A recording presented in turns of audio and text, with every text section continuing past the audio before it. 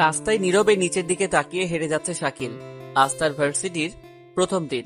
অন্য আরেকটা ভার্সিটি থেকে ট্রান্সফার নিয়ে এখানে ভর্তি হয়েছে। নিচের দিকে তাকিয়ে হাঁটাই হঠাৎ কিছু একটা সাথে লাগে, যার কারণে সে নিচে পড়ে যায়।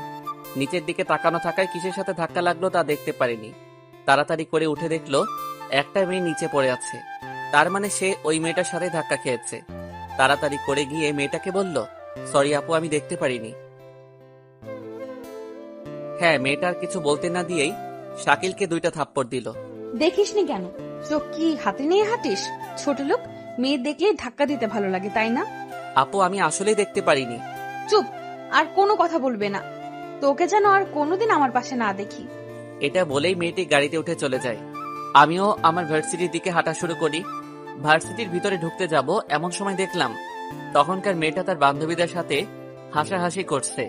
আমাকে দেখে তার মুখটা রাগে লাল হয়ে গেল। আমার কাছে এসে আমাকে কিছু বলতে না দিয়ে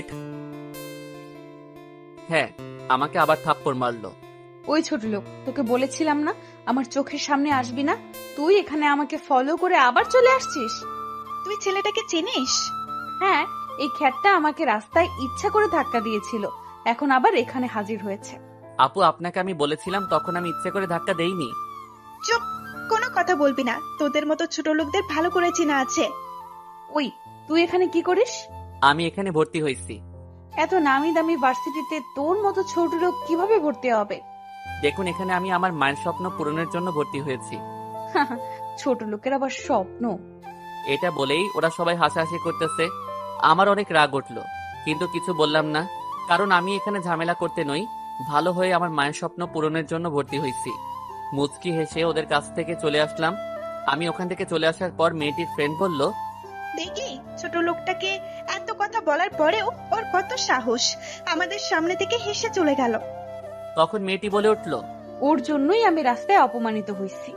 ওকে তো আমি দেখে নিব, এখন ক্লাসে চল। ওই জায়গা থেকে চলে আসলাম। অন্য একটা জায়গায় বসে আশেপাশের জায়গাগুলো দেখতে লাগলাম। কিছুক্ষণ এভাবে বসে ক্লাসের দিকে চলে গেলাম। গিয়ে দেখি স্যার আগে চলে এসেছে। গিয়ে বললাম, স্যার আসতে পারি? তুমি কি এই ভার্সিটির ছাত্র? জি স্যার। তুমি এগুলো কি পরে এসেছো?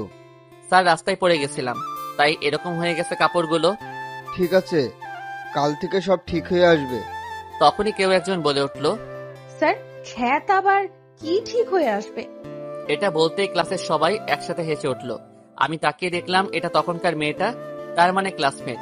আর কিছু না বলে চুপচাপ ক্লাসে চলে গেলাম। আপনারা হয়তো ভাবছেন আমাকে সবাই খ্যাত কেন বলল, কারণ আমার পরনে ছিল একদম সস্তা কাপড়, পায়ে স্যান্ডেল, তার উপর তখন পড়ে যাওয়ায় কাপড়গুলো আরো খারাপ হয়ে গিয়েছে।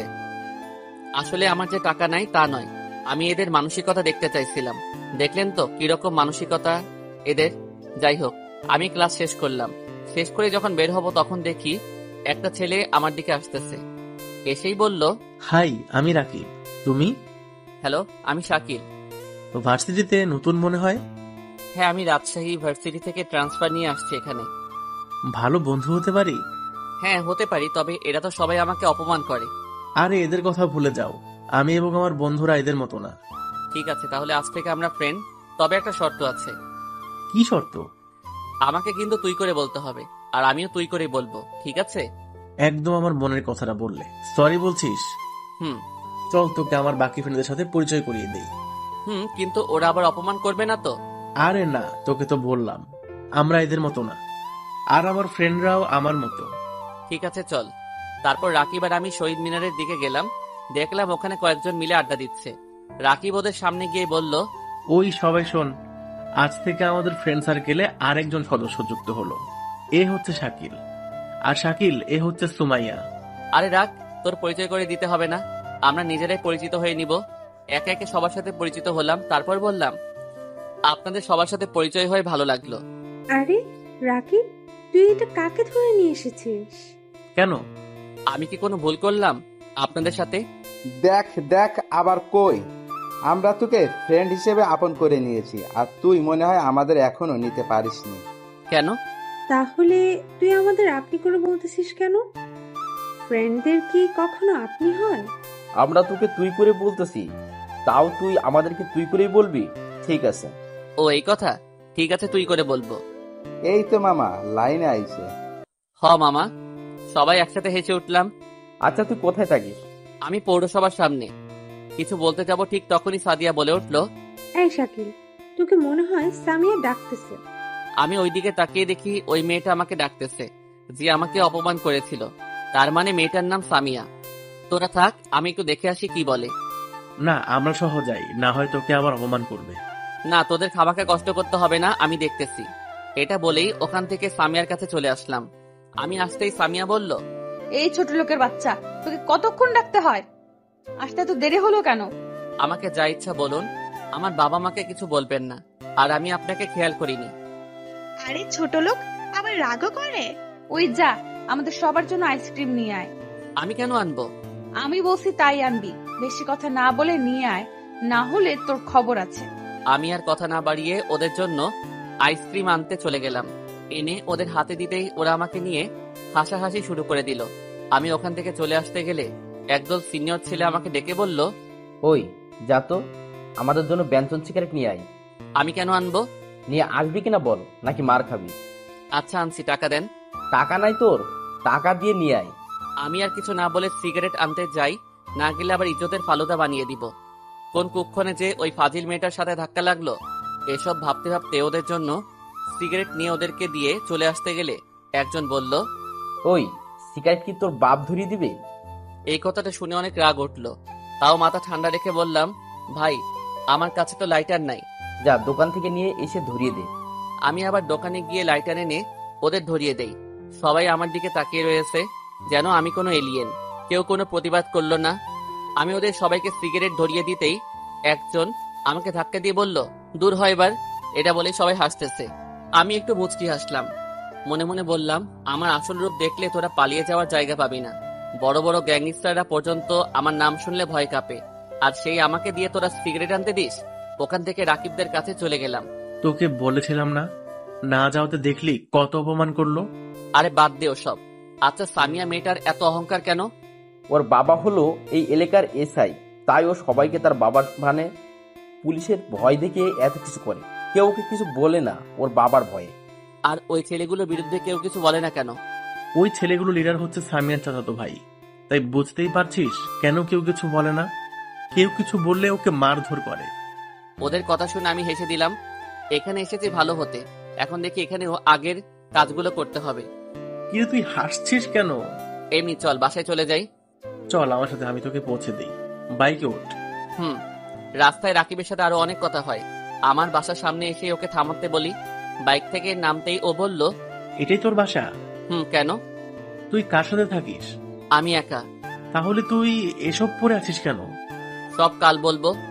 আচ্ছা আমি এখন যাই। ঠিক আছে, সাবধানে যাস। রাকিব চলে গেলে আমি বাসায় ঢুকি, ফ্রেশ হয়ে খাবার খেয়ে কিছুক্ষণ পরে ঘুমিয়ে যাই। পরদিন সকালে ঘুম থেকে উঠে রেডি হয়ে ভার্সিটিতে যাই। যখনই গেট দিয়ে ঢুকবো, সবাই আমার দিকে ভূত দেখার মতো চমকে গেছে। আপনারা কি ভাবছেন, রাকিব আমার বাড়ি দেখে অবাক হলো কেন? কারণ আমার বাড়িটা অনেক বড়, যা ধনীর পরিচয় দিবে, কিন্তু আমাকে দেখে তা মনে হয় না। আমি আজকে একদম সস্তা কাপড় পরে গেছি, তাও আবার ধাক্কা লেগে পড়ে যাওয়ায় অবস্থা খারাপ হয়ে গেছিল। যাই হোক, বাসায় এসে চেঞ্জ করে ফ্রেশ হয়ে খাওয়া দাওয়া করে রাত পর্যন্ত পড়ে একটু দেরিতে ঘুমিয়ে গেলাম। সকালে উঠে ফ্রেশ হয়ে বুয়ার বানানো নাস্তা খেয়ে ভার্সিটির জন্য রেডি হচ্ছি, এমন সময় রাকিব ফোন দিল। ওই শাকিল, তুই কই? বাসায় এখনো। কেন? আমি তোর বাসার নিচে দাঁড়িয়ে আছি, তাড়াতাড়ি বের হয়ে আয়। ঠিক আছে, তুই 2 মিনিট অপেক্ষা কর, আমি 10 মিনিটে আসতেছি। হারামি, তাড়াতাড়ি আয়। তুই কি বাইক আনছিস? এনেছি। কেন? তোকে নিয়ে একটা জায়গায় যাব। কোথায়? এসে বলতেছি। তারপর আমি রেডি হয়ে বাইরে এসে রাকিবকে বললাম, চল এবার। কোথায়? আচ্ছা তুই পিছনে বস, আমি বাইক চালাচ্ছি। তুই পারিস? নে ধর। তারপর রাকিবকে নিয়ে বাইক স্টার্ট দিলাম। একটু ধীরে চালাচ্ছি। কিরে, তো আস্তে চালাচ্ছিস কেন? ঠিক আছে, তুই শক্ত করে বস, আমি কি স্পিডে চালাই দেখ। দিলাম বাইকের স্পিড বাড়িয়ে, অনেক স্পিডে চালাচ্ছি। রাকিব ভয়ে, ভাই আস্তে চালা, আমার ভয় করতেছে ভাই। শালা আর বলবি ধীরে চালাচ্ছি? না ভাই, এই দেখ কান ধরছি ভাই, এবার প্লিজ স্পিড কমা ভাই। ভাই তোকে যত দেখি ততই অবাক হচ্ছি। আমি একটু হাসলাম। রাকিবকে নিয়ে একটা গ্যারেজের সামনে দাঁড় করালাম। নামতেই রাকিব বলল, তুই এখানে কেন নিয়ে এলি? তুই একটু দাঁড়া, আসছি। এটা বলে ভিতরে গেলাম, আর একটু পর বের হলাম। বের হতেই রাকিবের চোখ কপালে। বাইকটা কার? কার মনে হয়? জানি না, তবে অনেক দামি আর অনেক সুন্দর একটা বাইক। এটা আমার বাইক। কি? তোর বাইক? কখন নিলি? নিলাম আর কি। চল এবার ভার্সিটি যাই, তোদেরকে ট্রিট দিব। হুররে, তাহলে তো জোস। চল। এরপর আমরা ভার্সিটি চলে আসি। আমি গেট দিয়ে ঢুকতেই সবাই আমার দিকে ভূত দেখার মতো তাকিয়ে আছে। এই, আমি কি ঠিক দেখছি? ওটা শাকিল না? দোস্ত, তুই ঠিক দেখছিস, আমরাও তাই দেখতেছি। ওরা সবাই অবাক হয়ে তাকিয়ে আছে। ওই দেখ তো, ওটা কালকের খ্যাটটা না? কিন্তু পুরাই বদলে গেছে। দামি টি শার্ট, ব্ল্যাক জিন্স, হাতে ব্যান্ডের ঘড়ি, চোখে চশমা, পায়ে দামি ব্র্যান্ডের শু, তার উপর এত দামি বাইক, পুরাই চকলেট বয়।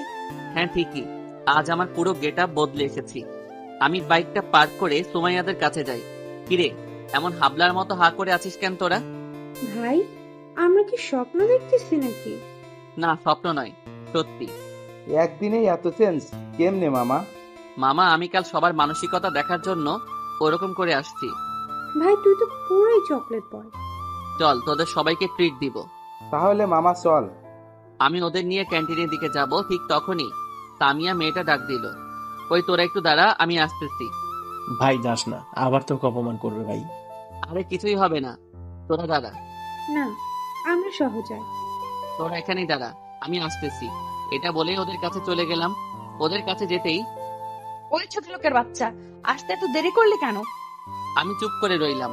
ওই, কথা বলিস না কেন? আরে, ছোট লোক আবার কি বলবে? ঠিক বলেছিস। ওই যা, আমাদের সবার জন্য আইসক্রিম নিয়ে আয়। আমি কেন আনবো? আমি বলছি তাই আনবি। কোন আনতে? ছোট লোক, তুই আমাকে না বলিস, এখনই এনে দে, না হলে কিন্তু ভালো হবে না। বললাম তো পারবো না। তোকে তো আমি ছোট লোকের বাচ্চা। এটা বলে আমার দিকে আসে, আর এসে যখন থাপ্পড় মারবে ঠিক তখন সবার চোখে অবাক। হা হা হা। তামিয়া যখন থাপ্পড় দিতে যাবে ঠিক তখনই ওর হাত ধরে ফেলি, তাই সবাই অবাক হয়ে যায়। ছোট লোকের বাচ্চা, তুই আমার হাত ধরিস? তোকে তো আমি আর চুপ থাকতে পারিনি। এবারও আমাকে না, আমি ওকে থাপ্পড় দেই। সবার চোখে বিস্ময়। তোকে কতবার বলেছি আমাকে যা বলার বল, আমার মা বাবাকে কিছুই বলবি না। তুই আমাকে থাপ্পড় দিছিস? তোকে তো আমি দেখে নিব। যা পারিস কর। এটা বলেই ওখান থেকে রাকিবদের কাছে চলে আসি। সবাই অবাকের শেষ সীমায়, কারণ যার ভয়ে কেউ কিছু করতে পারে না, আমি তাকেই থাপ্পড় মারলাম। রাকিবদের কাছে যেতেই তুই এটা কি করলি শাকিল? কি খুশি তা তো দেখলি। তুই এটা কেন করতে গেলি? এখন ওর বাবার ভাই যদি তোর কোনো ক্ষতি করে? আরে টেনশন করিস না, কিছুই করতে পারবে না। এবার ক্যান্টিনে চল। ওদের নিয়ে ক্যান্টিনে বসে আড্ডা দিচ্ছি। এমন সময় সামিয়া চাচাতো ভাই এসে আমাকে বলল, ওদের নিয়ে ক্যান্টিনে আড্ডা দিচ্ছি, এমন সময় দেখলাম সামিয়া চাচাতো ভাই আসতেছে, তাতে আরো কয়েকটা ছেলে, সবারই হাতে হকি স্টিক, আর আমাদের দিকেই আসছে। এসব দেখে রাকিব বলল, শাকিল, তুই এখন এখান থেকে চলে যা, না হয় ওরা তোকে ধরে মারবে। আরে তোরা এত ভয় পাস কেন? মারবে তো আমাকে, তোরা কেন ভয় পাস? তোকে মারবে আর আমাদের কিছু না, তাই না? তুই আমাদের বন্ধু, আমরা তোর খারাপ চাইবো না। ওর কথাটা শুনে আমার বুকের ভিতর একটা মোচড় দিয়ে উঠল। বাসা থেকে এত দূরে এসেও আমি আমার এত আপনজন মানুষ পাবো তা কখনো ভাবিনি। ভাই তুই চলে যা, আমরা ওদের ঠেকাতে পারবো না, তাই তুই এখান থেকে চলে যা, ওরা তোকে মারতে আসছে। আরে কিছু হবে না, তোরা দেখ। এসব কথা বলতে বলতে দেখি ওরা আমার সামনে চলে আসে। এসে কিছু বলতে না দিয়েই সামিয়া চাচাতো আমার কলা ধরে দাঁড় করিয়ে, শালা, তোর তো সাহস কম না, তুই সামিয়ার গায়ে হাত তুলিস? কলারটা ছেড়ে কথা বলেন। ছাড়বো না, কি করবি? কিছুই করবো না, কলারটা ছাড়েন। ছাড়বো না, তোর বাবাও আজ তোকে বাঁচাতে পারবে না। এই কথাটা শুনে অনেক রাগ ওঠে, তাও নিজেকে যত সম্ভব শান্ত রাখলাম। রাকিবদের দিকে তাকিয়ে দেখলাম ওরা সবাই আমার সাহস দেখে অবাক হয়ে আমার দিকে তাকিয়ে আছে। নিজেকে শান্ত রেখে বললাম, ভাই ওকে আমি শুধু থাপ্পড় মারছি, কিন্তু এবার যদি আপনি কলার না ছাড়েন তাহলে আপনার সাথে আরো খারাপ কিছু হবে বলে দিলাম। কি? তুই আমাদের ট্রেড দিস? তোর তো সাহস কম না? সামিয়া ম্যাডামকে থাপ্পড় মেরেছিস, এখন আমাদের ট্রেড দিস? তোর তো আজকে খবর আছে। এবার আর নিজেকে শান্ত রাখতে পারিনি। সামিয়া চাচাতো ভাই যে হাত দিয়ে আমার কলার ধরলো, হাতটা ধরে দিলাম একটা মোচড়। রাগের মাথায় দেওয়ায় একটু বেশি চাপ পড়ে যায়, যার কারণে হাতটা ভেঙে যায়। এটা দেখে তো সবাই অবাক। সাথে আসা ছেলেদের হাত থেকে হকি স্টিক গুলো পড়ে যায়, তারাও ভয় পেয়ে যায়। আর সামিয়া চাচাতো ভাই ব্যথায় কাতরাতে থাকে। আমার বন্ধুরাও আমার এই কাজে অবাক। আমি নতুন এসেই এই কাজ কিভাবে করলাম সবাইকে আরো অবাক করে দিয়ে বললাম, আমার সাথে কখনো লাগতে আসবি না, সেই আসবে তারই এই অবস্থা হবে। এটা বলার পর ওরা চলে যায়। আর আমি দেখলাম সামিয়া দূর থেকে আমার এই কাণ্ড দেখে অবাক। আমি ওর দিকে তাকিয়ে একটা রহস্যময় হাসি দিলাম। তারপর রাকিবদের নিয়ে বাইরে চলে আসলাম। তুই এটা কিভাবে করলি শাকিল? আসলে মাথা গরম হয়ে গেছিল। মামা, তোমায় তো দেখি অনেক সাহস। নিশ্চয়। তুই এটা কেন করতে গেলি শাকিল? মানে?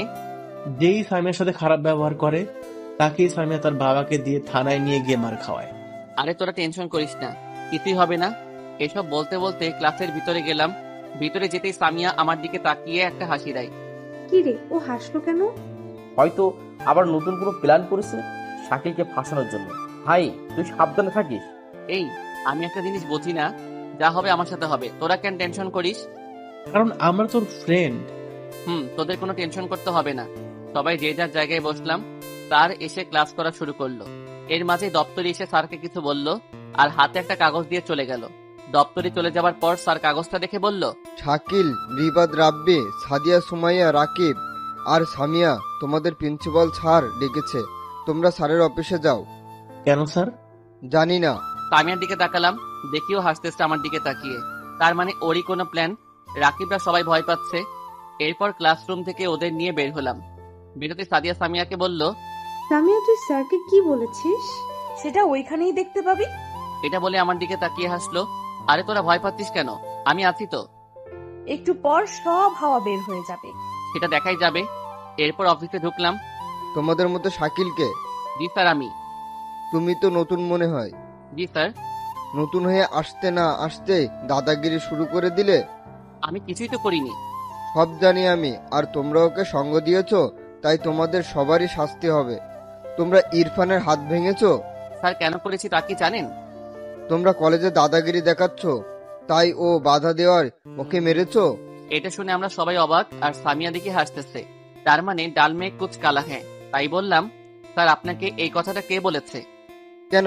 সামিয়া বলেছে, আর ও নিজের চোখে দেখেছে। স্যার ও দেখেছে? আপনি নিজের চোখে দেখেছেন? মানে? স্যার এটা দেখেন। এটা বলে আমার মোবাইলে একটা ভিডিও চালু করে দিয়ে দিলাম। তার তো এটা থেকে রেগে ফায়ার। সামিয়া, তুমি এতটা খারাপ জানতাম না। কেন স্যার? এগুলো কি? এটা বলেই স্যার মোবাইলটা ওদের দিকে ধরলো। আর এটা দেখে সবাই তো অবাক, সবার চোখ কপালে। আর সামিয়া তো অবাকের শেষ সীমায় পৌঁছে গেছে, প্লাস ভয় পেয়েছে। আপনারা কি ভাবছেন আমি স্যারকে কি দেখালাম যার কারণে ওরা এতটা অবাক হয়েছে? তাহলে শুনুন। যখন আমাকে সামিয়ার চাচাতো ভাইরা মারতে এসেছিল, তখন আমি সবকিছু ভিডিও করে ফেলি। হ্যাঁ, আমার কাছে একটা গোপন ক্যামেরা আছে, ওখানে পুরো ঘটনাটা রেকর্ড করি। তোমরা সবাই ক্লাসে যাও, আর সামিয়া তুমি নিজেকে শুধরিয়ে নাও। এসব বলে আমরা ওখান থেকে বের হয়ে আসলাম। বাইরে আসতেই, তুই এসব কখন করেছিস? সেটা তোদের না জানলেও চলবে। ভাই, আজকে তুই আমাদের বাঁচালি। ভাই, তুই একটা জিনিস, তোকে যত দেখছি ততই অবাক হচ্ছে।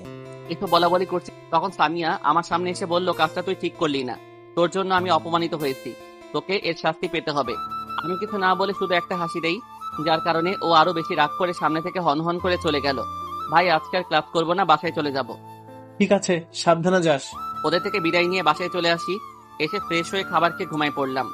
বিকেলে ঘুম থেকে উঠে একটু বাইরে থেকে ঘুরে এসে পড়া শেষ করে খাবার খেয়ে খানিকক্ষণ ফেসবুকিং করে শুয়ে পড়লাম। সকালে আবার আগের মতো ভার্সিটিতে যাই। গিয়ে দেখি আমার ফ্রেন্ডরা সবাই এক জায়গায় বসে আড্ডা দিচ্ছে। আমিও গিয়ে ওদের সাথে আড্ডা দিচ্ছি। এমন সময় একজন পুলিশ কনস্টেবল এসে বলল, তোমাদের মাঝে শাকিলকে? জি আমি। কোনো সমস্যা? তোমাকে আমার সাথে থানায় যেতে হবে। কেন? সেটা জানি না। ভালোই ভালোই যাবে নাকি হাতে হ্যান্ডকাপ লাগাবো? আমি আর কথা না বাড়িয়ে বললাম, চলুন। আমরাও আসি তোর সাথে। না, লাগবে না। এটা বলে চলে আসলাম। আমাকে জেলের ভিতর ঢুকানো হলো এবং কিছুক্ষণ পর একটা পুলিশ এসে আমাকে কিছু না বলেই আমাকে মারা শুরু করলো।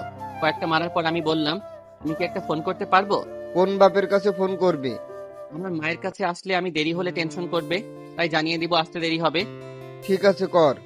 এটা বলেই আমাকে আমার মোবাইল দিল। আমি 2 মিনিট কথা বললাম, আর ঠিক 10 মিনিট পরে সামিয়ার বাবা হাজির। এসে আমাকে বলল, বাবা, আমাকে মাফ করে দাও। আমার চাকরিটা কিছু করো না, তাহলে আমি রাস্তায় বসে যাব। স্যার, আপনি এসব কি বলছেন? তুমি কথা বলো না। বাবা, তুমি আমাকে মাফ করে দাও। ঠিক আছে, আপনার মেয়েকে বলবেন যেন আমার পেছনে না লাগে, আর আমার পরিচয় বলবেন না। বাবা, আমি ওকে বলে দিব। আসলে ছোটবেলা থেকেই ওকে বেশি আদর করার জন্যই এরকম হয়ে গেছে। আমি ওখান থেকে চলে আসার পর পুলিশটি বলল, তার ছেলেটাকে। তো কিছু জানতে হবে না, শুধু এটা জেনে রাখো, অনেক বড় ঝড় থেকে বেঁচে গেলে। আমি ওখান থেকে বাসায় চলে আসলাম। পরের দিন ভার্সিটি যাই। গেট দিয়ে ঢুকতেই সবাই আমার দিকে হা করে তাকিয়ে আছে। সবাই যেন ভূত দেখছে। আমি ব্যাপারটা লক্ষ্য করেও কিছু না বলে ফ্রেন্ডদের কাছে চলে যাই। ওদের কাছে যেতেই রাকিব বলল, ভাই তুই ঠিক আছিস তো? আমরা তোকে ছাড়ানোর জন্য অনেক চেষ্টা করেছি কিন্তু পারিনি। তুই ঠিক আছিস তো? আরে ব্যাটটা আমি ঠিক আছি তাহলে তো ভালো, কিন্তু সামিয়ার থেকে সাবধানে থাকবি। ভাই। ওকে আমার মনে ধরছে, আমি ওর সাথে প্রেম করব। আমার কথা শুনে ওরা সবাই অবাক হয়ে হা করে তাকিয়ে আছে আমার দিকে। কি হলো, তোরা এইভাবে তাকিয়ে আছিস কেন? আমার কথা শুনে ওরা সবাই হুঁশে আসলো। মেয়ে পাস নাই প্রেম করার জন্য? আমার ওকেই ভালো লাগছে। তুই বললে তোকে আরো সুন্দর মেয়ের সাথে প্রেম করিয়ে দিব, তাও ওর থেকে দূরে থাকিস। না, আমার ওকেই লাগবে। ভাই তোর যা ইচ্ছা কর, তবে সাবধানে থাকিস।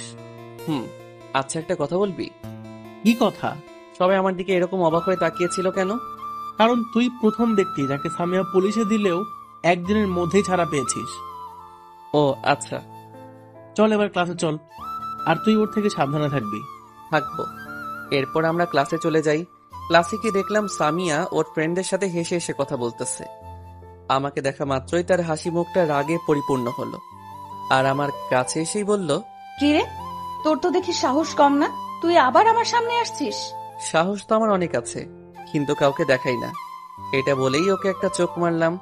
এটা করতেই ও তো তেলে বেগুনে জ্বলে উঠলো। তোর এত বড় সাহস, তুই আমাকে চোখ মারিস? কই, আমার চোখ তো আমার কাছেই আছে, তোমাকে মারলাম কই? তোর সাহস কম তা না, শুধু তোর লজ্জা শরমও নাই। এটা কেন? থাকলে তুই এত অপমানের পরও ভার্সিটি আসতি না।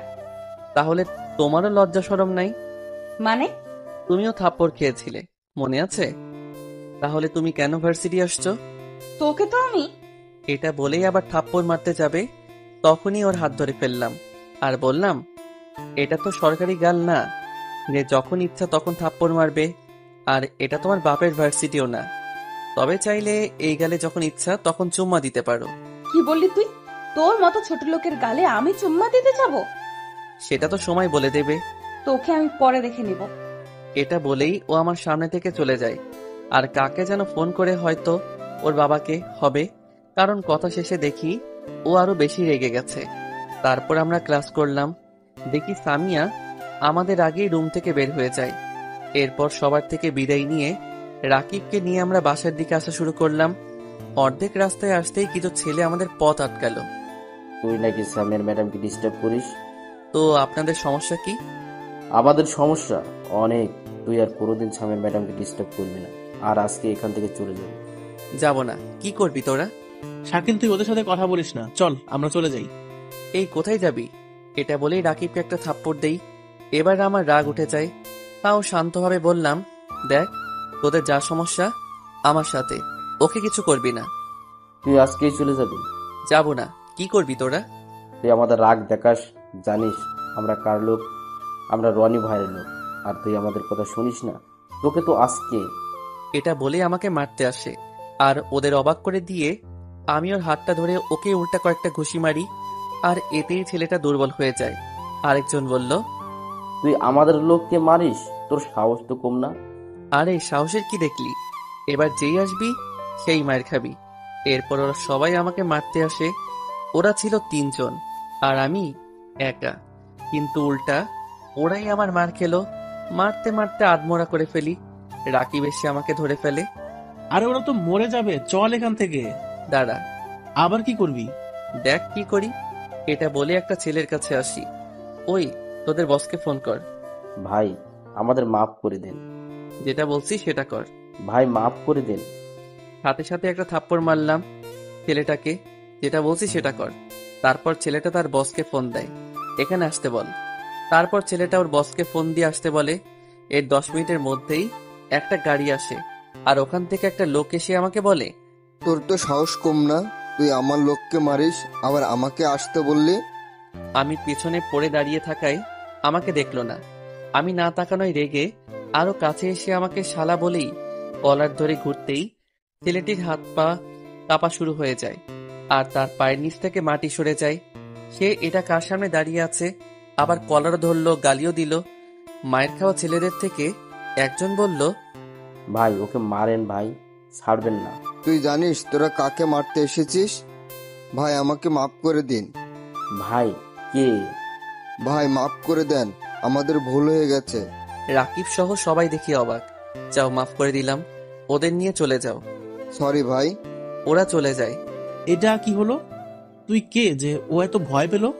কেউ না, এবার বাসায় চলো।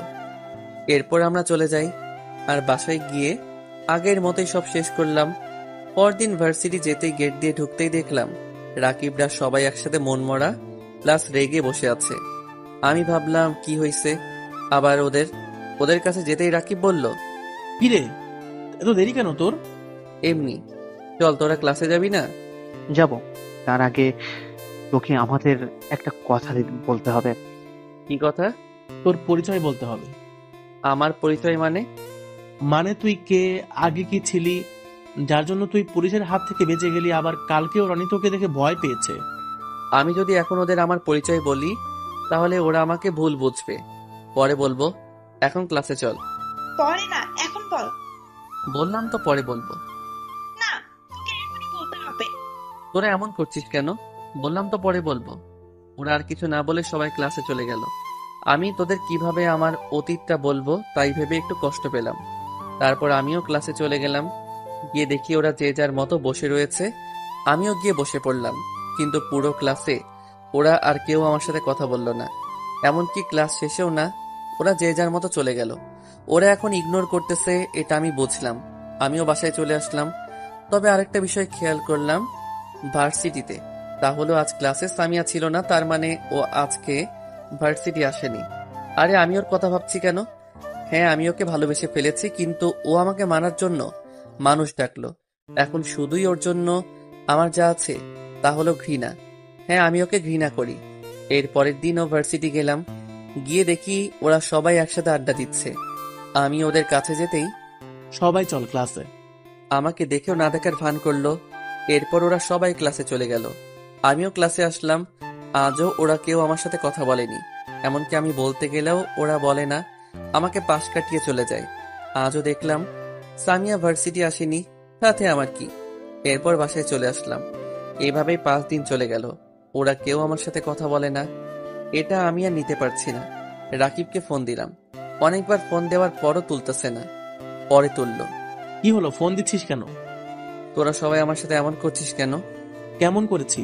প্লিজ, আমি আর নিতে পারছি না। আমরাও নিতে পারছি না। আমরা তোকে ফ্রেন্ড বানালাম আর তুই আমাদের পর ভাবিস? আমাদেরকে তোর পরিচয় বলতেও সমস্যা? আমার পরিচয় বললে তোরা আমায় মানতে পারবি না। দেখ, তুই আমাদের সবার ফ্রেন্ড। তোর অতীত যতই খারাপ হোক না কেন, আমরা তোর অতীত দেখে তোকে ফ্রেন্ড বানাইনি। তোরা সবাই আমার অতীত জানতে চাস তো? হুম, ঠিক আছে, কাল সবাইকে আসতে বলিস, আমি তোদের সব বলবো। ওকে, এখন রাখি। হুম। এরপর কথা শেষ করে ভাবতে লাগলাম ওদের কথাটা কিভাবে বলবো। আমার একটা কালো অতীত আছে যা ওরা মানতে পারবে না, কিন্তু আমার যে ওদের বলতেই হবে। এখানে আসার পর ওদেরই কাছে পাইছিলাম, তাই ওদের হারাতে পারবো না। যেভাবেই হোক ওদের বলতে হবে। এরপর দিন ভার্সিটি গেলাম, গিয়ে দেখলাম ওরা সবাই বসে আছে। সবাই ক্লাসে চল, ক্লাস শেষে তোদের আজকে সবকিছুই বলবো। তারপর ওদের নিয়ে ক্লাসে চলে গেলাম। আজ দেখি সামিয়া এসেছে, তবে আমাকে কিছুই বলেনি। অনেকদিন পর ভার্সিটি আসলো সামিয়া। ক্লাস শেষে সবাইকে নিয়ে ভার্সিটির পিছনে পুকুর পাড়ে চলে আসি। তোরা সবাই আমার অতীত জানতে চাস তো? হুম। তাহলে শোন, অতীতে চলে গেলাম। তখন আমি অনার্স 2য় বর্ষে। পড়ালেখায় অনেক ভালো ছিলাম, কিন্তু ওখানে গিয়ে আমি পড়ালেখা একদম ছেড়ে দেই আর সবসময় ঘোরাফেরা আর আড্ডা দিয়ে কাটাতাম। এভাবে চলতে চলতে আমি রাজনীতির দিকে ঝুঁকে পড়ি। আমি একটা গ্যাংও শুরু করি। ফ্যামিলির সবাই অনেক বাধা দেয়, তাও আমি শুনিনি। একটা সময় আমার গ্যাংটা এতটাই চলে যায় যে কারো কোনো ক্ষতি করতে পিছুপা হতাম না। সবসময় মারামারি, চাঁদাবাজি এসবই করতাম। আর সব জায়গায় আমাদের গ্যাংটা পরিচিত হয়ে যায়। কেউ আমাদের কোনো কাজে বাধা দিলে তারই অবস্থা খারাপ হতো, তাই কেউ সাহস করতো না আমাদের কিছু বলার। আর আমরা এটা ওটা খারাপ কাজ শুরু করে দেই। একটা সময় আমরা ড্রাগ সাপ্লায়ার আর আরো যত খারাপ কাজ আছে সব করা শুরু করে দেই। কোনো গ্যাং ওই আমাদের সাথে টক্কর দেওয়ার সাহস পেত না। আর গ্যাংয়ের বস ছিলাম আমি। আমাকে সবাই এক নামেই চিনত। বাসার সবাই আমাকে অনেক বারণ করতো, কিন্তু কারো কথাই শুনতাম না। একদিন আমার এক বন্ধু এসে বলল ও নাকি একটা মেয়েকে ভালোবাসে, কিন্তু মেয়েটার বিয়ে ঠিক হয়ে যায়, আর বিয়েও হয়ে যাচ্ছে। তাই আমি ভাবলাম যে মেয়েটাকে কিডন্যাপ করব। সেই অনুযায়ী ওই দিন রাতেই মেয়েটার বাসার সবার সামনেই, এমনকি বিয়ে বাড়ির সকল মানুষের সামনেই মেয়েটাকে কিডন্যাপ করি। তবে আমি জানতাম না যে এটাই আমার জীবনে একটা কাল হয়ে নামবে। এরপর মেয়েটাকে ওই ছেলেটা, মানে আমার বন্ধুর সাথে বিয়ে দিয়ে রাতে আমি বাসায় গিয়ে দেখলাম আব্বু ড্রয়িং রুমে বসে আছে। দেখেই মনে হচ্ছে অনেক রেগে আছে। আমি বাইরে গ্যাংস্টার হতে পারি, কিন্তু বাসায় আসলে আমার সব সাহস শেষ হয়ে যায়। কারণ আমি আমার আব্বু আম্মু আর আমার বোন মিতুকে অনেক ভালোবাসি। আব্বু রেগে আছে দেখে ভাবলাম আব্বুর আবার কি হয়েছে। আমিও কিছু না বলে আমার রুমের দিকে চলে যেতে যাব, ঠিক তখনই আব্বু আমাকে ডাক দিল। আমি আব্বুর সামনে গেলাম ভয়ে ভয়ে। আব্বু কি হয়েছে? এটা বলতেই আমার গালে একটা থাপ্পড় পড়ল। আমি গালে হাত দিয়ে সামনে তাকিয়ে দেখি না, আব্বু মারে নাই। তাহলে কে মারলো? পাশে দেখলাম আম্মু। আম্মুই আমাকে থাপ্পড় মারলো। ব্যথার চেয়ে বুকের আঘাত আরো বেশি লাগলো, কারণ আম্মু কোনো দিন আমাকে মারা তো দূরে থাক, কোনোদিন বকাও দেয়নি। আব্বু বকা দিলেও আম্মুর জন্য পেরে উঠত না, আর আজ আম্মুই আমাকে থাপ্পড় দিল। আমার চোখ দিয়ে 2 ফোঁটা পানি পড়ল। আম্মুর দিকে করুণ দৃষ্টিতে তাকিয়ে বললাম, আম্মু তুমি আমাকে মারলে? হ্যাঁ মারলাম তোকে, আরো মারা উচিত। কেন আম্মু, আমি কি করলাম? কি করেছিস তুই? তোকে আমার ছেলে বলতে লজ্জা লাগতেছে। আব্বু প্লিজ ওভাবে বলো না। আমি কি করলাম? কি করিসনি তুই সেটাই বল। তুই এতদিন মারপিট করেছিস, খারাপ কাজ করেছিস, তা আমরা জানতাম না, কিন্তু আজ নিজের চোখে দেখলাম। তোর নামে আমাকে অনেকে অনেক কিছুই বলতো, কিন্তু আমি তোর উপর বিশ্বাস ছিল যে আমার ছেলে এগুলো কোনো দিনও করতে পারে না, আর তুই আজ আমাদের বিশ্বাসের এই মূল্য দিলি। তুই আজকে আমার বাড়ি থেকে বের হয়ে যাবি। আব্বু তোমাদের ছেড়ে আমি কোথায় যাব? আমার কোনো ছেলে নেই, আমার ছেলে আমাদের কাছে মারা গেছে। আব্বু তুমি এসব কি বলছো? আম্মু তুমি কিছু বলছো না কেন? আম্মু কিছুই বলছে না, শুধুই কান্না করে যাচ্ছে। ভাইয়া তুই কাজটা ঠিক করিসনি। কি খারাপ কাজ করলাম আমি? এখন সাধু সাজা হচ্ছে, তাই না? তুই কিছুই জানিস না। তুই আজকে আমার বন্ধুর মেয়েকে উঠিয়ে নিয়ে যাসনি তার বিয়ের আসর থেকে। আব্বু ও একটা ছেলেকে ভালোবাসে, আর ছেলেটাও মেয়েটাকে ভালোবাসে। চুপ, একটা কথাও বলবি না। কিসের ভালোবাসা? তুই জানিস তোর জন্য মেয়েটার বাবা স্টক করেছে, আর শুধু তোর জন্য আমি আমার বন্ধুর নজরে সারা জীবনের জন্য ছোট হয়ে গেলাম। আব্বু মেয়েটা ছেলেটাকে ছাড়া বাঁচবে না, আর ছেলেটাও থাকতে পারবে না, আর মেয়েটা ওর কাছে সুখেই থাকবে। চুপ, একদম চুপ। তোর কাছে আমি কিছুই জানতে চাই না। তুই এখন আমার বাড়ি থেকে বের হয়ে যাবি। আমি আম্মু আর মিতুর দিকে তাকালাম, ওরা শুধু কেঁদেই যাচ্ছে। আম্মু আমাকে মাফ করে দিও, কিন্তু এটা জেনে রাখো আমি কাজটা খারাপ করিনি। ওরা এই কাজে সুখেই থাকবে, কিন্তু তোমরা আমাকে বুঝলে না। মিতুর কাছে গিয়ে পারলে তোর এই খারাপ ভাইটাকে মাফ করে দিস। শেষবারের মতো একটা চিমটি দিবি না। ও আমার সাথে শেষবারের মতো দুষ্টুমি করলো না। ওরা কাঁদতেছে। বের হওয়ার আগে দেখলাম আব্বুর চোখেও পানি, কষ্টে বুকটা ফেটে যাচ্ছে। আজ আমার জন্যই সবার চোখে পানি, আমার কাজের জন্যই আজ আমাকে সবাইকে ছেড়ে চলে যেতে হচ্ছে। যাওয়ার আগে আব্বু বলল, কখনো যদি নিজেকে বদলিয়ে ভালো হয়ে যেতে পারি এবং নিজের যোগ্যতায় প্রতিষ্ঠিত হতে পারি, তাহলেই বাসায় ফিরে যেতে পারবো।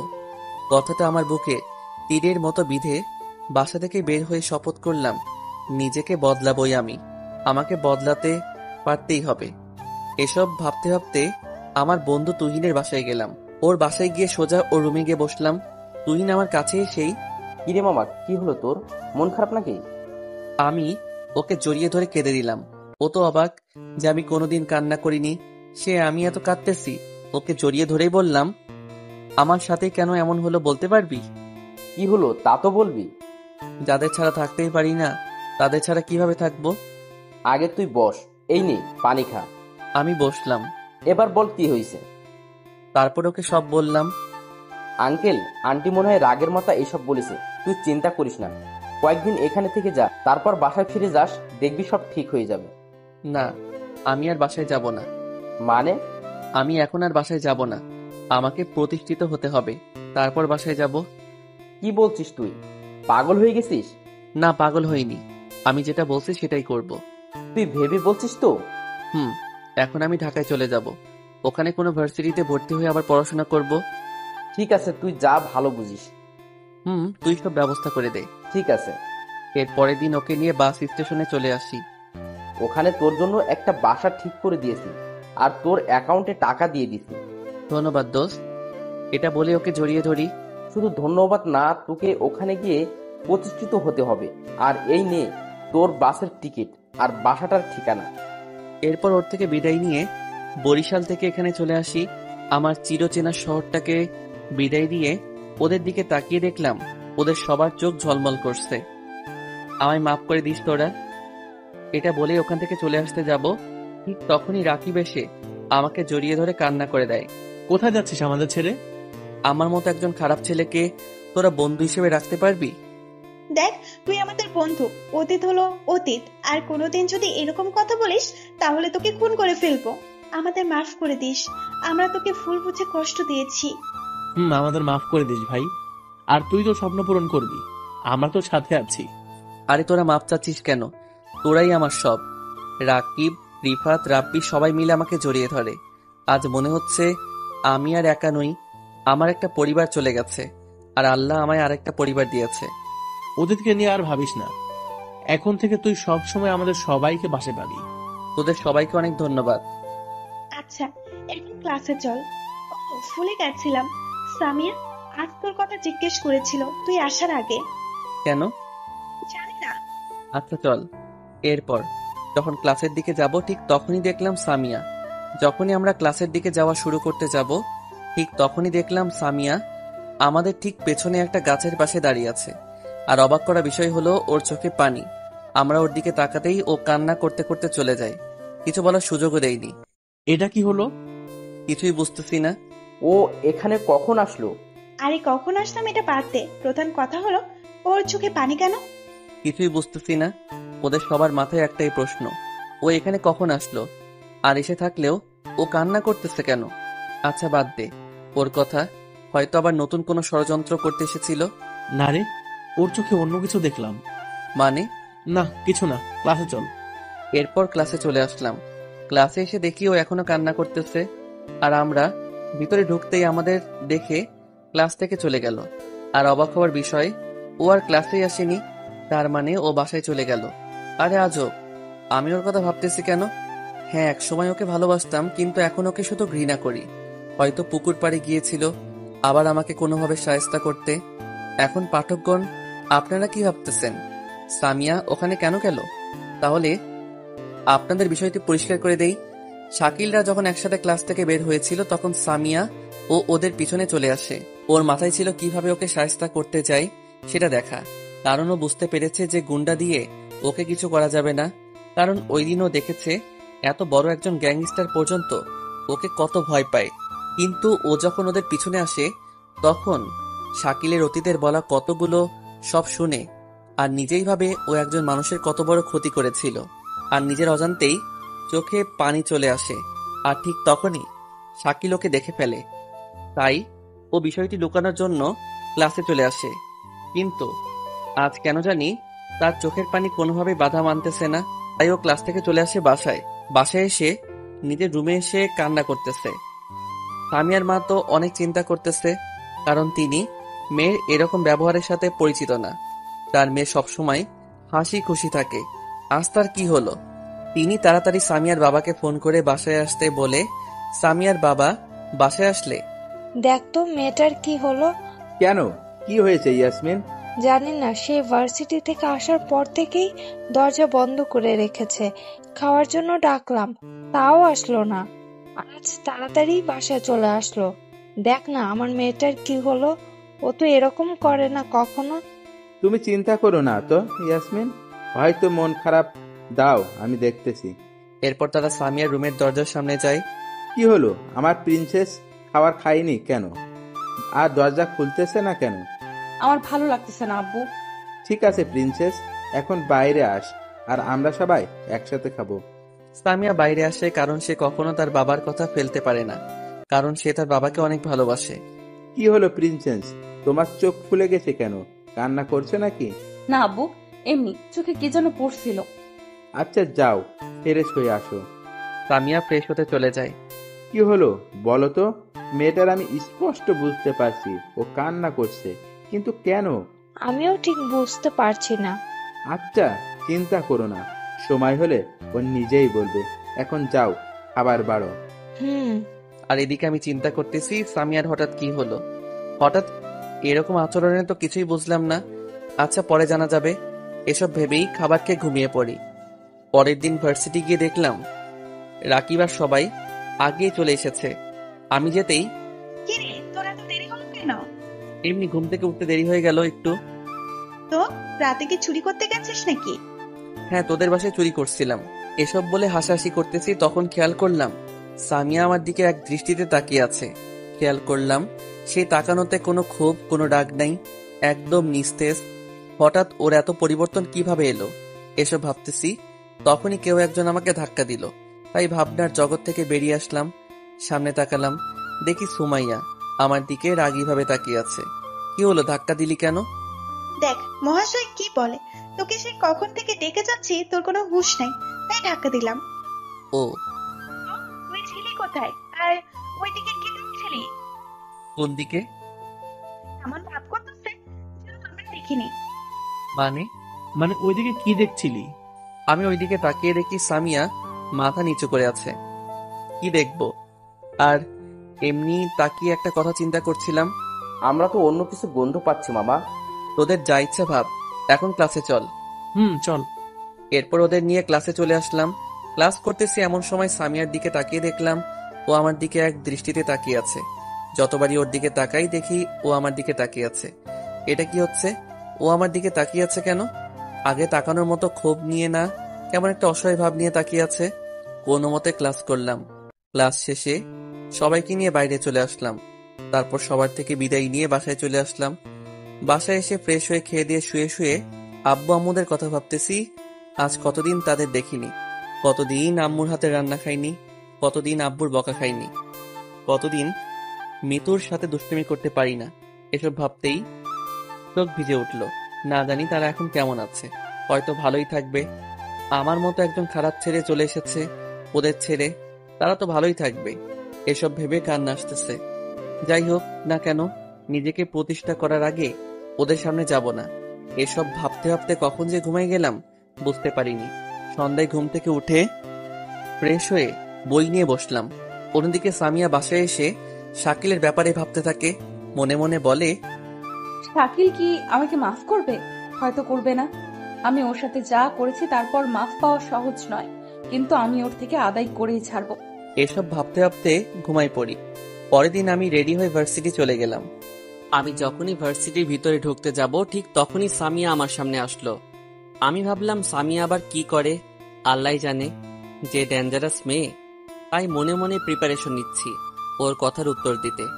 কিন্তু ও আমার সব প্রিপারেশনে পানি ঢেলে দিয়ে যা বলল তাতে আমি অবাক না হয়ে পারলাম না। হাসবো নাকি কাঁদবো কিছুই বুঝলাম না। আপনারা কি ভাবছেন? সামিয়া কি বলল? সামিয়া বলল, শাকিল, তোমার সাথে আমার কিছু কথা আছে। এটা কি হলো? সামিয়া আজ এত ভালো হলো কিভাবে? আবার আমাকে তুমি করেও বলছে, ঘটনা কি? আর এত শান্তভাবে কথা বলছে কেন? নাকি আবার নতুন কোনো ফোনটি? ঠিক তখন সামিয়ার ডাকে ভাবনায় ছেদ পড়ল। কি হলো, এত কি ভাবছো? আমি আবারও অবাক হলাম, ওর দিকে তাকালাম। কি হলো, কোনো কথা বলছো না কেন? আর এভাবে কি দেখছো? আমি এবার বললাম, আপনার শরীর ঠিক আছে তো? কেন, আমার শরীর খারাপ হবে কেন? আজ কথা বলার ধরন অন্যরকম, তাই বললাম। কি হলো, কি বিড়বিড় করছো? কিছু না। তোমাকে আমার কিছু কথা বলার ছিল। আমার মতো ছোট লোকের সাথে আপনার কি কথা থাকতে পারে?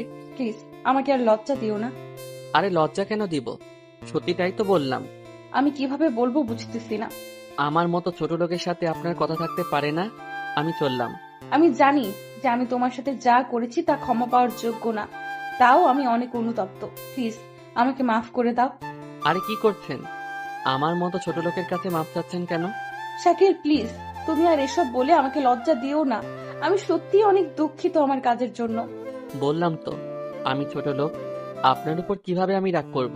প্লিজ আমাকে মাফ করে দাও। এর মাঝেই সামিয়ার ফ্রেন্ডরা চলে আসে।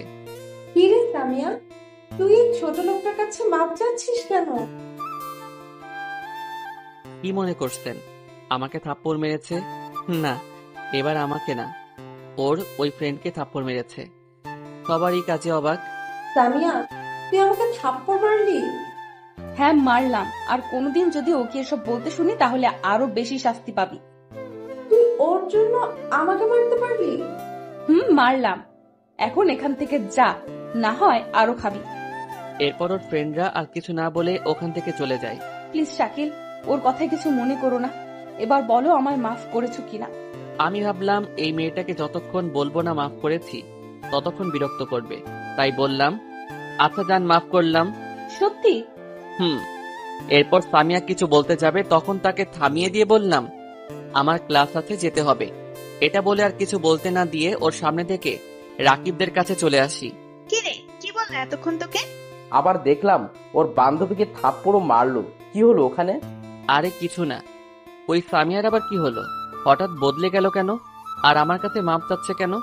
আর মাফ করে দেওয়াতে এত খুশির কি আছে? আর ওর বান্ধবীকেও থাপ্পড় মারলো কেন? আল্লাহই ভালো জানে মেয়েটার মাথায় আবার কি চলছে।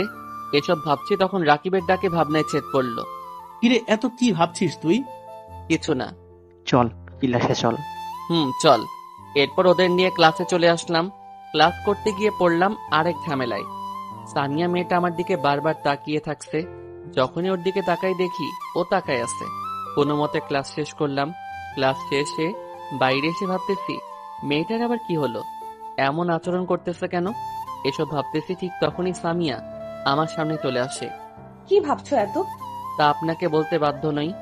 ও আচ্ছা, চলো ওখানে বসি। আপনার সাথে কেন বসবো? আর একবার আপনি বললে নাক ফাটিয়ে দেব। নাকটা কি আপনার বাবার সম্পত্তি যে পাঠিয়ে দিবেন? আচ্ছা একটু বসো না প্লিজ। আমি দেখলাম মেয়েটা নাছোড়বান্দা, আর বাসায় যেতেও আরো দেরি আছে, তাই ভাবলাম বসলে অসুবিধা নাই, তাই ওর সাথে বসলাম। ওদিকে আমার দিকে ঘেঁষে বসতেছে, তাই আমিও একটু দূরে বসলাম। জানো শাকিল, আমি কেন এরকম আচরণ করি সবার সাথে? না বললে জানবো কেমনে? তোমাকে আজ সব বলবো। আমার যখন বয়স 6 বছর তখন আমার আম্মু বাসা থেকে চলে যায়। কোথায় গেছে কেউ জানে না। তারপর আমার জন্য আব্বু আমার আন্টিকে বিয়ে করে, কিন্তু আমাকে তেমন শাসন করে না, কারণ আমি নাকি কষ্ট পাবো, যা তারা চায় না। শাসন করার মতো কেউ ছিল না। আব্বুও কাজের জন্য তেমন সময় দিতে পারতো না, তাই কারো শাসন পাইনি, তাই এতটা বিগড়ে গেলাম। আপনি এসব আমাকে বলতেছেন কেন? তুমিই তো আমার সব। কি বললেন বুঝলাম না। কিছু না। আচ্ছা বাসায় যাব। আচ্ছা যাও, তার আগে তোমার নাম্বারটা দাও। কেন? এই, এত কথা বলো কেন? যা বললাম তাই দাও। আচ্ছা নেন, 018। আচ্ছা এবার যাও, ভালো থেকো। এরপর চলে আসলাম। এর আগামাথা কিছুই বুঝতেছি না, ওরে আচরণ কেন হঠাৎ। এরপর রাকিবের কাছে গেলাম। কিরে বাসায় যাবি না? যাব। তার আগে বল, ওর সাথে এতক্ষণ কি করছিলি? কিছু না, বাদ দে। এরপর ওকে নিয়ে চলে আসলাম।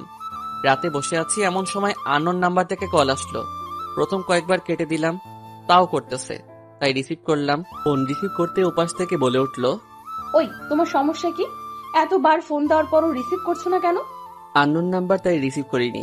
কে আপনি? ও, তাই বলে এতবার কল দেওয়ার পরও রিসিভ করবে না? আচ্ছা বাদ দাও, খাবার খেয়েছো? আশ্চর্য, তা আমি আপনাকে বলতে যাব কেন? সত্যি আমাকে চিনতে পারোনি? না। সত্যিই চিনতে পারছো না? আরে এক কথা কয়বার বলবো, আপনাকে আমি চিনতে পারিনি। ঢং না করে পরিচয় বলেন। বাহ বাহ, ভাব কত! কি বললেন? কিছু না, আমি সামিয়া। কোন সামিয়া? ওই শালা, তুই কয়টা সামিয়াকে চিনিস? আপনি কোন সামিয়া তাই বলেন। আজ সকালে নাম্বার নিলাম আর এখনই ভুলে গেলি? ও আপনি? এবার চিনলে? কিন্তু আপনি এই সময় ফোন দিলেন কেন? কেন, ফোন দেওয়া যাবে না? না, যাবে না। এটা বলেই ফোন কেটে দিলাম, আর কিছু বলার সুযোগ দিলাম না। এরপর আরো অনেক ফোন দিল, আমি মোবাইলটা সাইলেন্ট করে ঘুমায় পড়লাম। সকালে একটু দেরিতে ঘুম থেকে উঠলাম, তারপর ফ্রেশ হয়ে খাবার খেতে গেলাম নিচে। সুপ্রিয়া আন্টি কেমন আছেন? ভালো বাবা, তুমি কেমন আছো? ভালো আন্টি। বসো, নাস্তা দিচ্ছি। আন্টি আপনি খেয়েছেন? আগে তুমি খেয়ে নাও। আরে বসেন, একসাথে খাবো। তারপরে আন্টিকে নিয়ে খেতে বসলাম। আন্টি আজকে মর্জিনা খালা আমাদের কাজের বউ আসেনি? না, এখনো আসেনি। আপনাদের মনে হয়তো ইতিমধ্যে প্রশ্ন জেগেছে যে ইনি আমার কি রকম আন্টি হন। তাহলে আপনাদের ক্লিয়ার করে দেই, ইনি হলেন এমন একজন মহিলা যার কোনো মহিলা নাই। এতদিন একটা বেসরকারি সংস্থায় কাজ করেছেন। সেই দিন বাসা থেকে চলে আসার সময় ইনাকে স্টেশনের ওখানে কান্না করতে দেখে ওনার কাছে যাই। তারপর জানতে পারলাম তিনি একটা সংস্থায় কাজ করেন, কিন্তু কোনো কারণে তার চাকরিটা চলে যায়, আর এখন তার যাওয়ার আর কোনো জায়গা নাই। তাই আমি আসার সময় আমার সাথে নিয়ে আসি। তিনি আমায় তার ছেলের মতোই ভালোবাসেন। আসলে আমিও এই কদিনে ওনাকে অনেক ভালোবেসে ফেলেছি, একদম আমার মায়ের মতো তিনি। এখানে বাসার অনেক ছোটখাটো কাজ করেন তিনি। তার যাতে কষ্ট না হয় তাই একটা কাজের বুয়া রাখি। তিনি অনেক বারণ করেছেন, সব নাকি তিনি একাই করতে পারবেন, কিন্তু আমি জোর করেই রাখি। আসল কথা হলো আমি ইনাকেই এখন মায়ের মতো ভালোবাসি, আর আন্টি আমাকে ছেলের মতো ভালোবাসে। আন্টিকে আমি আমার ব্যাপারে সব বলেছি। তাই বাবা, তুমি আজ ভার্সিটি যাবে না? একটু বেলা করে ঘুম থেকে উঠেছো যে? না আন্টি, আজ যাব না। সে কি, কেন? এখানে আসার পর থেকে আপনি বাসা থেকে বের হননি, আর আমিও আপনাকে তেমন সময় দিতে পারিনি। তাই আজ সারাদিন আপনাকে নিয়ে ঘুরবো আর শপিং করতে যাব আপনার জন্য। তাই বলে পড়া বাদ দিয়ে? আন্টি আজ তেমন গুরুত্বপূর্ণ ক্লাস নাই, তাই আজ সারাদিন আপনার সাথেই থাকবো। আপনি কিন্তু না করতে পারবেন না। আচ্ছা, ঠিক আছে, তা হবে, কিন্তু শপিং কেন? আমার তো কাপড় আছে। তো কি হয়েছে, প্লিজ আপনি না করবেন না। এখানে আসার পর থেকে আপনি কিছুই কিনেননি, আর যদি না কিনেন তাহলে মনে করব আপনি আমাকে একটু ভালোবাসেন না। আচ্ছা আচ্ছা, ঠিক আছে, বের হব। এবার খুশি তো? অনেক থ্যাংক ইউ আন্টি। পাগল একটা। আসলে আমি আন্টির মাঝে আমার আম্মুকে খুঁজে পাই, একদম আমার মায়ের মতো। তারা তো আমায় বের করে দিয়েছে, আমি প্রতিষ্ঠিত হওয়ার আগে আর তাদের কাছে যেতে পারবো না। এসব ভাবতেই চোখে পানি চলে আসলো। কি হলো বাবা, তুমি কাঁদছো কেন? আর কি ভাবছো? আন্টি আমার কপাল যে খুব খারাপ। আমার বাবা মা আমায় বাসা থেকে বের করে দিল। আজ 2 মাস তাদের দেখতে পাইনি। চিন্তা করো না বাবা, আমি তো আছি। আর দেখো, একদিন সব ঠিক হয়ে যাবে। আন্টি কেন তারা আমাকে বোঝার চেষ্টা করলো না? তুমি মন খারাপ করো না, সব ঠিক হয়ে যাবে। আমি নিজেকে সামলিয়ে নিয়ে, আন্টি আপনি যান, রেডি হয়ে আসেন। আমিও রেডি হচ্ছি। যাও। তারপর রেডি হয়ে আন্টিকে নিয়ে বের হলাম। আন্টিকে নিয়ে অনেক ঘুরলাম, পার্কে বসে গল্প করা, সাথে বাদাম খাওয়া, এভাবে দুপুর পর্যন্ত ঘুরলাম। তারপর একটা রেস্টুরেন্টে গিয়ে দুপুরের খাবার খেলাম। খাওয়া দাওয়ার পর আন্টিকে নিয়ে শপিং মলে গেলাম, আর আন্টির জন্য অনেক কিছু কিনলাম। আন্টিও আমার জন্য কিনলো, আর কাজের বুয়ার জন্য কাপড় নিল। আন্টির এসব ব্যবহারে আমি সবসময় মুগ্ধ হয়ে যাই। তিনি কাজের বুয়ার কথা বলেননি, তার সব কাজে আমার ভালো লাগে। শপিং শেষে আন্টি বলল, আমার জন্য এত কিছু নেওয়ার কি দরকার ছিল? আমি আমার আন্টির জন্য নিলাম তো কি হয়েছে। আচ্ছা থাক, আর অভিমান করতে হবে না, এবার বাসায় চলো। আপনি একটু দাঁড়ান, আমি রাকিবের কাছে একটা ফোন করে আসি। আচ্ছা যাও। তারপর আমি ওখান থেকে একটা নীরব জায়গায় আসলাম। ফোন বের করতেই আমি অবাক, 50+ মিসড কল, আর সবই সামিয়ার নম্বর থেকে। এই মেয়েটা পাগল নাকি? এত কল দেওয়ার মানে কি? আর ফোন সাইলেন্ট থাকায় আমিও জানতে পারিনি।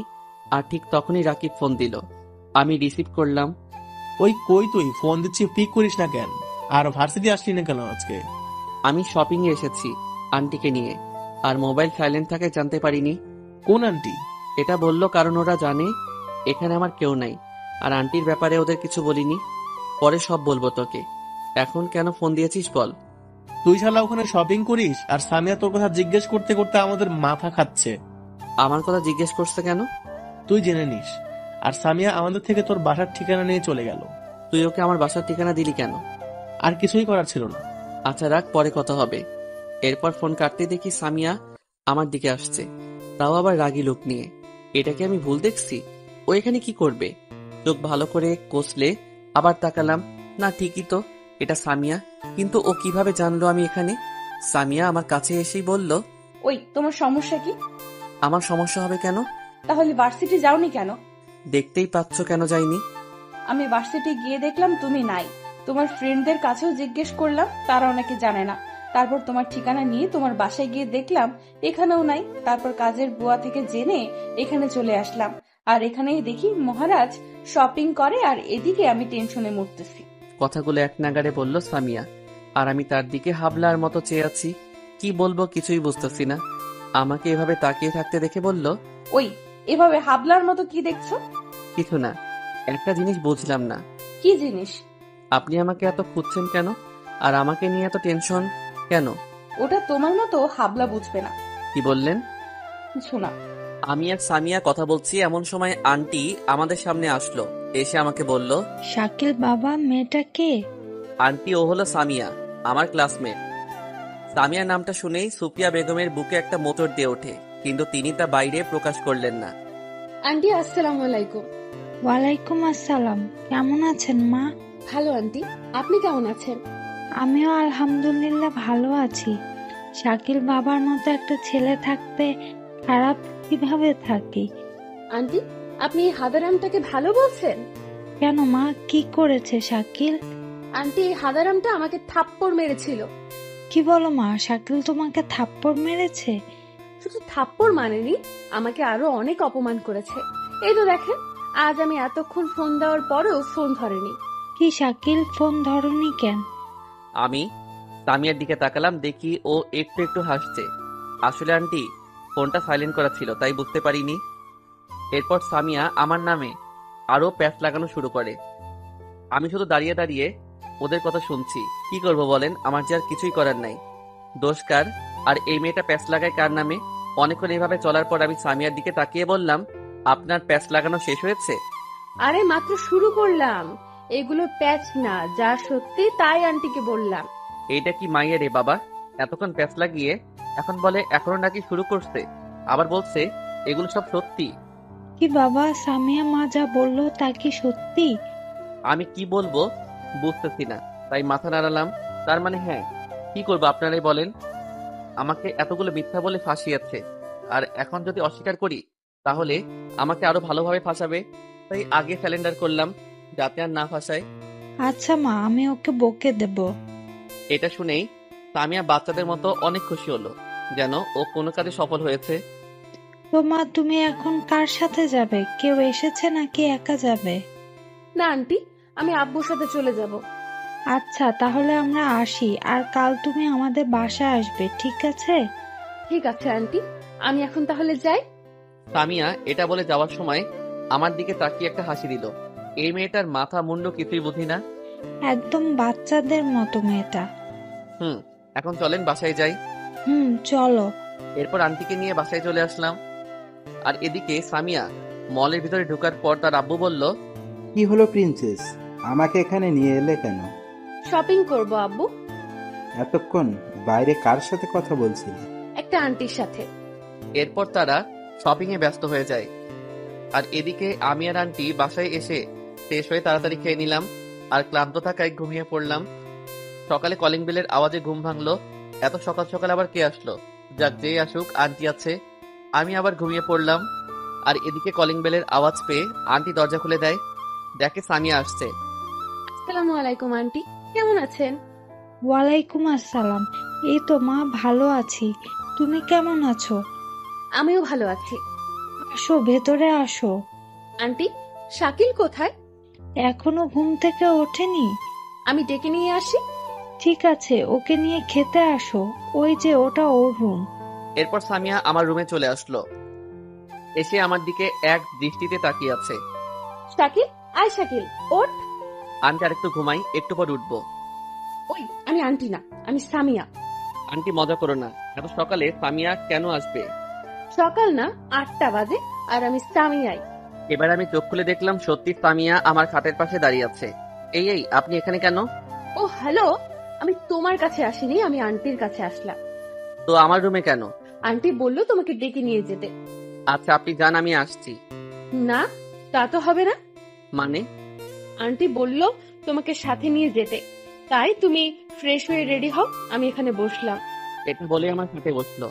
আমি ভাবলাম এই মেয়েটা পাগল নাকি, তাই আর কিছু না বলে আমার কাপড় নিয়ে ফ্রেশ হতে চলে গেলাম। বের হয়ে দেখি ও এখনো ওই জায়গায় বসে আছে আর আমার রুমটা দেখতেছে। এবার চলেন। ওই দাঁড়াও, আরেকবার যদি আমাকে আপনি করে বলো তাহলে খবর আছে। কি করবেন আপনি? বেশি কিছু না, আন্টির কাছে